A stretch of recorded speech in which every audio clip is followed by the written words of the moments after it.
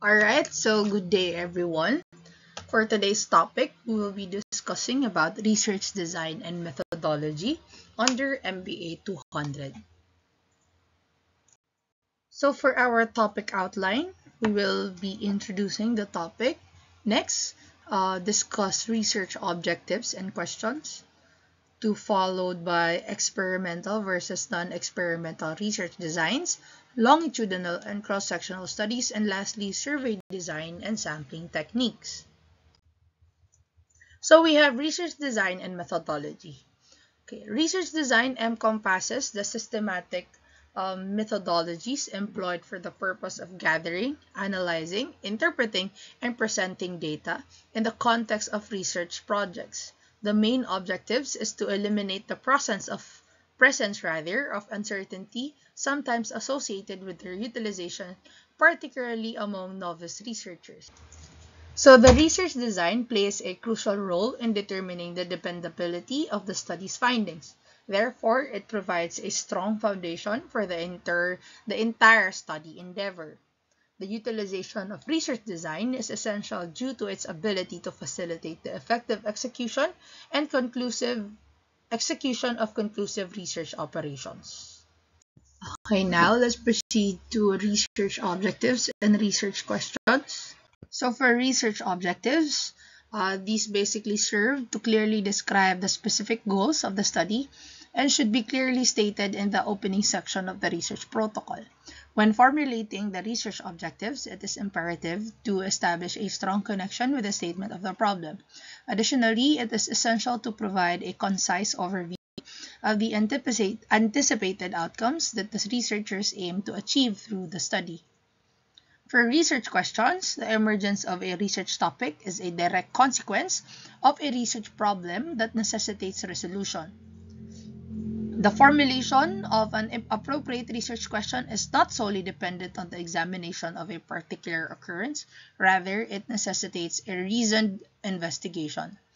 The commencement of the research process often stems from a personal interest in a specific issue. However, when one becomes more acquainted with the subject matter, this familiarity aids in determining the appropriateness of research questions for a particular study. So let's talk about the criteria when formulating research questions. So what are these criteria? So we have finer criteria. This is the first one. So for F, it is feasible. There should be sufficient number of subjects, sufficient technical expertise, cost-effective in terms of time and financial resources, feasible in terms of scope. For I, we have interesting. The acquisition of the answer creates curiosity among investigators, peers, and the community. For N, we have novel. The present study either confirms, refutes, or expands the findings of earlier research. For E, ethical, open to participating in research study that has received approval from an institutional review board. And lastly, for R, it should be relevant. In the realm of scientific knowledge, it should also be relevant in the context of clinical and health policy and should be relevant in the context of future researches. So the finer criteria highlight relevant details that may enhance the probability of establishing a successful research project. An effective research question should encompass the identification of the specific target population, demonstrate relevance to clinical practice, generate interest within the scientific community and potentially the general public, and contribute to advancement of existing knowledge in the respective field. So for the second criteria, we could use the Picot criteria. So for letter P, it stands for population, which particularly or basically answers the question, which particular patient demographic are you focused on? For I, intervention, what is the nature of your exploratory intervention? C, comparison group, what is the primary alternative that can be compared to the intervention? O, outcome of interest, what are your intended objectives in terms of accomplishment, measurement, improvement, or impact? And for time, what is the optimal duration for conducting a follow-up assessment to evaluate the outcome? So the Finer criteria provides a broad framework for identifying the essential components of a topic, whereas the PICOT format might assist in formulating a precise research question. The utilization of the PICOT technique aids in the formulation of a research question that supports the establishment of the study's framework and the subsequent development of the protocol. By incorporating the inclusion and exclusion criteria and clearly defining the patient groups to be included. Alright, so let's now talk about experimental versus non-experimental research. So for experimental research, in the context of experimental research, the study participants undergo multiple iterations of exposure to one or more manipulations of their control variables, while concurrently monitoring the outcomes of these changes. Experimental research is frequently employed to ascertain the reasons of changes in a given set of defined variables. So the selection of the experimental design significantly influences the results obtained from the experiment. Experiments are commonly employed in social sciences such as psychology, economics, and sociology. Nevertheless, controlled laboratory experiments are commonly employed in other disciplines, including biology, as a unique technique within the realm of experimental inquiry. Although experiments are occasionally utilized in business research, corporations often rely on a specific type of experimental study known as field experiments. So there are three different types of experimental research. These are pre-experimental, quasi-experimental, and true experimental research, which will be discussed on the next slide. But before going there, let's talk first about non-experimental research. So for non-experimental research, this is a research that is characterized by the absence of manipulation of a control variable or an independent variable. This methodology is employed in situations where it is not feasible to manipulate the independent variable and the researcher does not possess a well-defined research inquiry regarding the presence of a causal relationship between two distinct variables. Non-experimental research is commonly employed in disciplines such as social sciences and economics, where the manipulation of variables in experimental settings possesses significant challenges. So there exist three distinct categories of non-experimental research, namely cross-sectional research, correlation research, and observational research. Alright, so as I've mentioned earlier, let's talk about the different categories under experimental research. So we have pre-experimental research. So this is the most basic form of research that entails the observation of one or more dependent variables after the implementation of an independent variable that is hypothesized to have an impact on the respective groups. This phenomenon is commonly referred to as pre-experimental research. Moreover, it can be further subdivided into three distinct groups. We have one-shot case study research, one group pre-test, post-test research, and static group comparison. So for quasi-experimental research, this is akin to genuine experimental research, utilizes intentionally selected subjects instead of employing randomization techniques. And examples of quasi-experimental research encompasses the subsequent instances. We have time series, no equivalent control group design, and counterbalance design. Lastly, we have true experimental research. This is the most precise form of research that is the actual experimental study. It is also referred to as the experimental study. The control group is subjected to manipulation and alignment with a randomly selected group of persons, and the resulting consequences of the manipulation is documented. So the classifications can be employed for veritable experimental research, which are the post-test only control group, the pre-test post-test control group, and the Solomon 4 group. For non-experimental research, these are their distinct categories. We have cross-sectional research, where this is the practice of evaluating many pre-existing groups of individuals using consistent criteria that is commonly referred to as cross-sectional research. This technique is classified as non-experimental due to the non-random selection of groups and the absence of manipulation of the independent variable. As an example, a higher education institution may endeavor to grant scholarship to its most exceptional students as a means of acknowledging their remarkable scholarly achievements.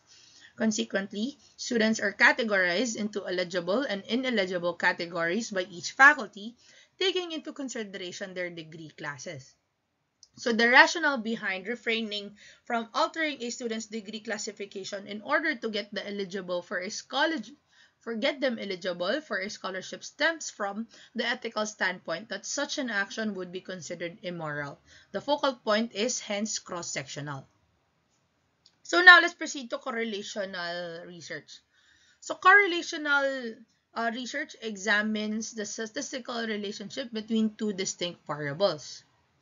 Correlational study is classified as non-experimental due to its lack of manipulation of independent variables. So for example, a researcher may seek to examine the impact of familial socio-economic status on students' academic achievement in order to get insights into the relationship between students' academic performance and their family socio-economic status. A survey instrument in the form of a questionnaire may be administered to collect data on the usual income of their households.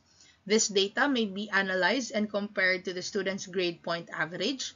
Upon the completion of the study, the researcher will ascertain whether there exists a positive connection, a negative correlation, or no discernible association between these two parameters.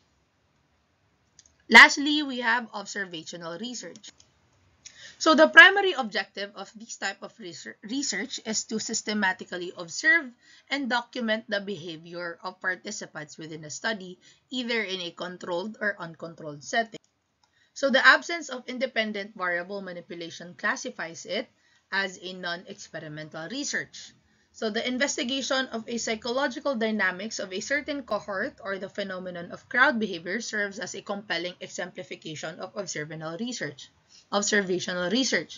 So consider a scenario where a certain setting is equipped with two automated teller machines or ATMs, with a notable distinction being that one of these machines is now occupied by a queue of clients eagerly waiting their turn while the other machine remains unoccupied. Based on the phenomenon known as the crowd effect, it can be observed that a significant proportion of individuals who are new to a particular automated teller machine would also discontinue their usage of alternative ATMs. All of these non-experimental studies exhibit a descriptive orientation. Descriptive research is a type of non-experimental study, and it is adequate to acknowledge its existence. So now let's talk about longitudinal and cross-sectional studies. So for a cross-sectional study, this is opposed to longitudinal investigations, where cross-sectional studies may be completed quickly compared to a longitudinal study. The length of longitudinal investigations might range from several years to several decades. During a certain period of time, a cross-sectional study is done. A longitudinal study necessitates periodic follow-up visits with study participants. Different samples are used for cross-sectional researches, while longitudinal study uses the same sample at cross time. Cross-sectional research cannot establish a cause and effect connection, while longitudinal study utilizes cause and effect relationships. Several variables can be examined simultaneously, while the study only takes into consideration of one variable under longitudinal study. Cross-sectional research is comparably less expensive, while longitudinal studies can be costly since they last for years. Talking about survey design and sampling techniques. So what is a survey? A survey is a systematic approach used to gather data from a group of individuals with the aim of providing quantitative descriptions of the features of the larger population to which the sample of the individuals belongs. Surveys are conducted to gather data that reflects population attitudes, behaviors, perspective, and beliefs that are not readily observable. So the following are different types of surveys. We have interview surveys, telephone surveys, and online surveys. So for interview surveys, these are required to exhibit and conduct themselves in an impartial manner during the data collection process. It is essential that their involvement and personal viewpoints do not exert any impact on the respondents' selection of their responses. So for telephone surveys, in contrast to in-person interviews, telephone surveys provide potential advantages in terms of cost effectiveness and the ability to gather more accurate data. For online surveys, this methodology potentially offer a more cost-effective alternative to telephone and in-person interviews. It is imperative to exercise caution as the obtained may not accurately represent the characteristics of the intended target population. So probability sampling and non-probability sampling are the two main categories into which survey sampling may be divided. So let's talk about probability sampling first. So probability sampling ensures that every element within a population has an equal opportunity of being chosen for inclusion in the sample. So we have four types of probability sampling. We have simple random sampling, cluster sampling, stratified random sampling, and systematic sampling. For simple random sampling, this technique ensures that any two groups of similar size within the population have an equal probability of getting selected. For cluster sampling, we have this occurs when a natural sample unit is comprised of a group or cluster of distinct units. For stratified random sampling, this refers to the practice of dividing a population into distinct and mutually exclusive strata, followed by the independent random selection of samples for each stratum. For systematic sampling, a systematic sampling approach is employed to choose every nth example. A systematic sampling approach may be employed to select every fifth client from a sample of consumers for inclusion in the survey. So for non-probability sampling, this refers to the technique of picking units from a population by a subjective approach as opposed to a random one. Non-probability sampling is a method that does not need a comprehensive survey frame, hence offering a rapid, straightforward, and cost-effective means of data acquisition. So we have four types of non-probability sampling. We have quota sampling. In order to achieve a representative sample that mirrors the characteristics of the wider community, quota sampling is employed as a non-random sampling method wherein participants are chosen based on predetermined criteria. For snowballing sampling, the utilization of a non-random sampling approach known as snowball sampling involves the initial selection of a few cases, which then aids in the recruitment of other participants for the research study, thereby augmenting the overall sample size. Judgment sampling. This is a purposive approach employed to select specific situations, individuals, or events with the intention of extracting essential information that is unattainable by alternative means. Convenience sampling entails the selection of individuals who are readily available and easily accessible. Convenience sampling is often favored by students as a preferred sampling method due to its relative simplicity and cost effectiveness compared to alternative approach. Alright, so that ends our discussion for today. I hope you enjoyed our discussion. And these are our references. If you have any other questions, please do not hesitate to ask.